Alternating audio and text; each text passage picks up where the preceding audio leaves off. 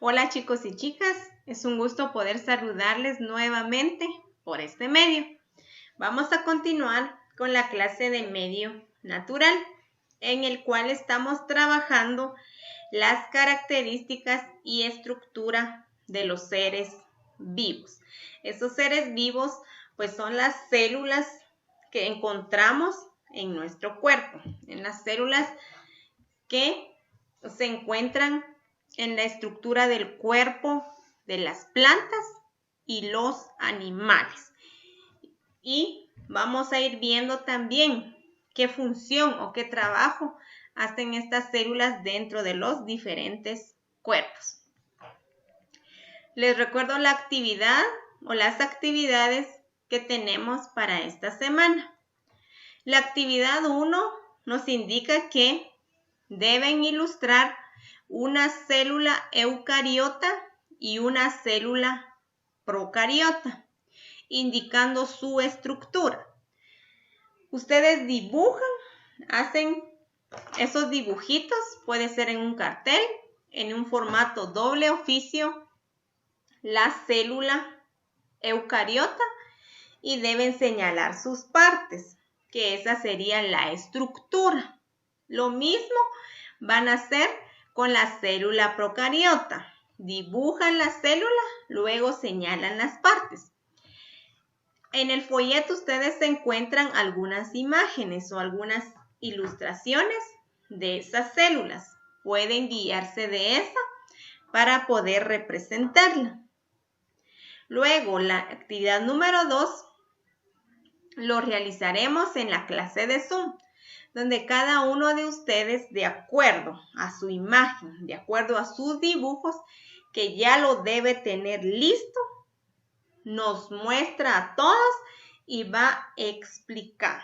Debe ir explicando en qué consiste el funcionamiento o cuál es la estructura de esas células.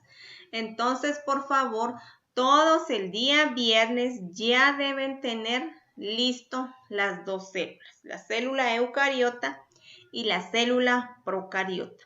Lo deben tener listo para que todos lo podamos ver y que eso les ayude a ustedes a poder explicar el funcionamiento de estas células.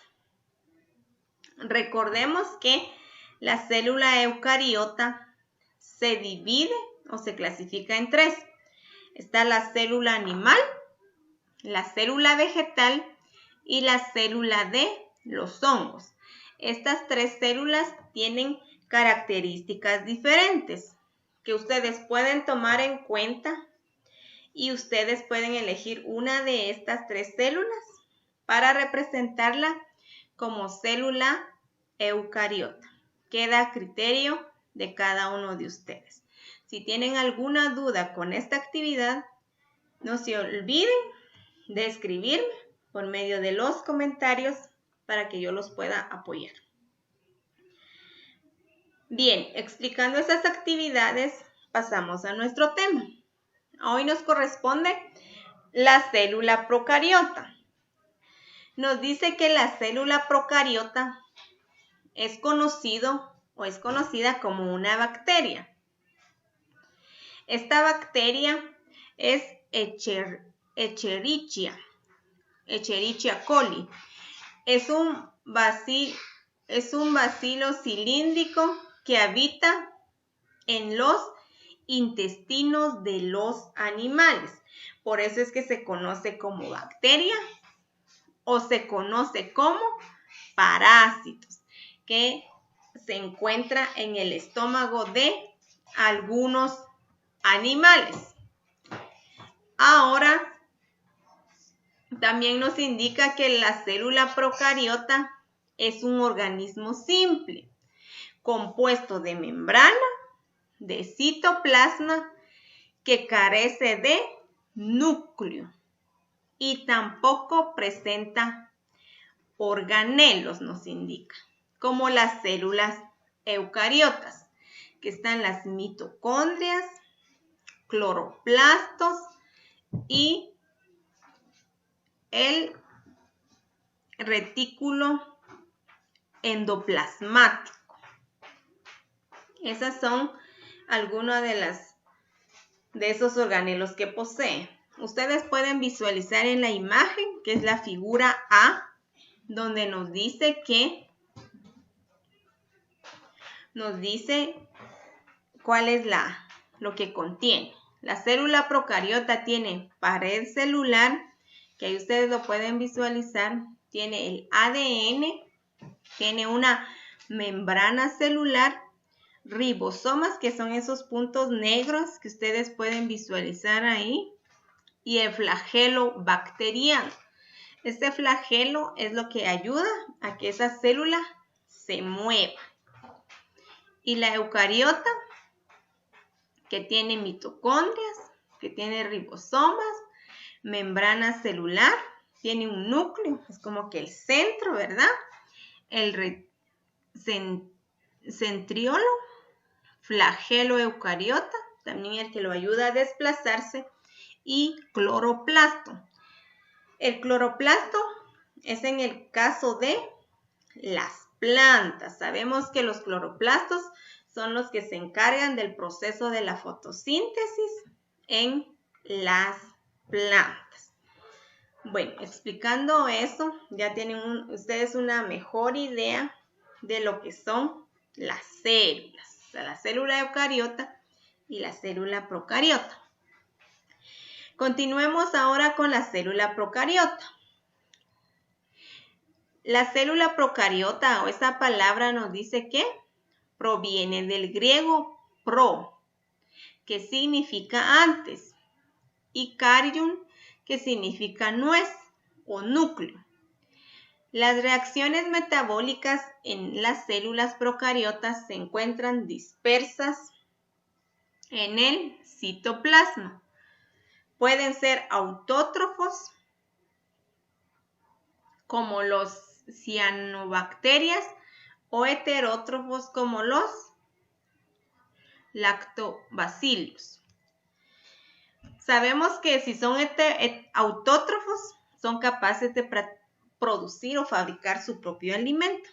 Y si son heterótrofos, tienen la necesidad de buscar algo más para alimentarse o buscar otra bacteria más para poder alimentarse. Algunas de las características de las células procariotas son las formas variadas. Las células procariotas pueden ser esféricas, como en los estafilococos cilíndricos, como la Escherichia coli, espirales como el Helicobacter pylori, o curvadas como el Vibrio cholerae. Son nombres algo extraños, ¿verdad? Entonces podemos darnos cuenta que las células procariotas básicamente son bacterias, y son bacterias que no solo se encuentran en los animales, sino también en nosotros. A veces cuando nosotros tenemos un malestar de estómago, o a veces hay personas que ya no pueden consumir ciertos alimentos porque les provoca malestar, es porque ya tienen una de estas bacterias. El más común es el de Helicobacter pylori, que es una bacteria que algunas personas tienen, que ya no pueden consumir tomate y algunos vegetales. Es una bacteria que se ubica ya en nuestro estómago y ya no nos deja comer todo. Ahora vamos con los tamaños variados. También los tamaños son diferentes. Algunos son grandes, otros son pequeños, todo dependiendo de cómo se reproduce esa bacteria también dentro de los organismos. Ahora la presencia de pared celular. Nos dice que la membrana celular se encuentra rodeada por la pared celular compuesta de peptidoglicano, un polímero característico de las bacterias. Nos dice que esta pared celular o esta la que como que la envuelve o la cubre, es un polímero que lo tienen generalmente las bacterias. Las bacterias como que tienen esa capa y hace que se desarrolle dentro de los diferentes cuerpos. También la presencia de cápsula. Algunas de estas bacterias poseen una capa mucosa en su exterior, conocida como cápsula. Estas bacterias, muchas de ellas se encuentran como en cápsulas. Yo me imagino que son como las pastillitas, ¿verdad? Pequeñas, y dentro de ellas se encuentran alojadas todas esas bacterias. Ahora la clasificación de estas células. Entre la clasificación de estas células están los arqueas y bacterias. Veamos qué nos dicen las arqueas. Las arqueas pertenecen al dominio Archaea. Estas células son microscópicas. Están envueltas en una pared celular compuesta de un pseudopeptidoglicano que la protege y les da una mayor resistencia. Se encuentra en ambientes marinos y terrestres, pudiendo sobrevivir bajo condiciones ambientales extremas, donde otros seres vivos no sobreviven. Por esto se les da el adjetivo de extremófilas. Ahora veamos algunos ejemplos de estos arqueas o archeas. Son la Methanothermus feridus, que vive en las aguas termales de un 97 grados centígrados, y la Methanobacterium thermoagercans, que produce metano y vive a 65 grados centígrados. Nos podemos dar cuenta que este tipo de bacterias como que son bacterias bastante fuertes que logran sobrevivir en donde otros seres vivos no pudieran. Eso significa que se alojan fácilmente en plantas, en algas, las pueden contaminar en muy altas temperaturas, también en bajas temperaturas. Habitan también en los cuerpos de los animales. Estas archeas o arqueas y que logran sobrevivir. Por eso conocidos como bacterias o parásitos, porque se pueden pegar en cualquier lugar y se desarrollan fácilmente. Ahora vamos con las bacterias. Las bacterias pertenecen al dominio bacteria. Su pared celular está compuesta de peptidoglicanos y presenta lípidos tipo ester, que esta presenta grasa. A diferencia de las arqueas, las bacterias pueden producir esporas y algunos realizan fotosíntesis. Aquí nos indica que estas bacterias también son bastante fuertes, que se pueden desarrollar, producen esporas y realizan el proceso de la fotosíntesis en plantas y en algunos hongos, me imagino. Luego también nos indica que algunos ejemplos de estas bacterias son el Helicobacter pylori, que se alojan fácilmente en nosotros las personas, en algunos animales. Nos dice que el Helicobacter pylori es un agente causante de las úlceras gástricas y las bacterias productoras del yogur. Aquí podemos darnos cuenta que estas bacterias del Helicobacter pylori se desarrollan fácilmente, más si nosotros no comemos, más si nosotros tenemos problemas de gastritis. Se nos puede desarrollar muy fácilmente, nos da úlceras gástricas y también nos dice que Si alguien llega a padecer de este tipo de bacterias, no puede consumir yogur por las bacterias que ésta tiene. Entonces, si nos damos cuenta que estas células eucariotas y procariotas son células que están en nosotros.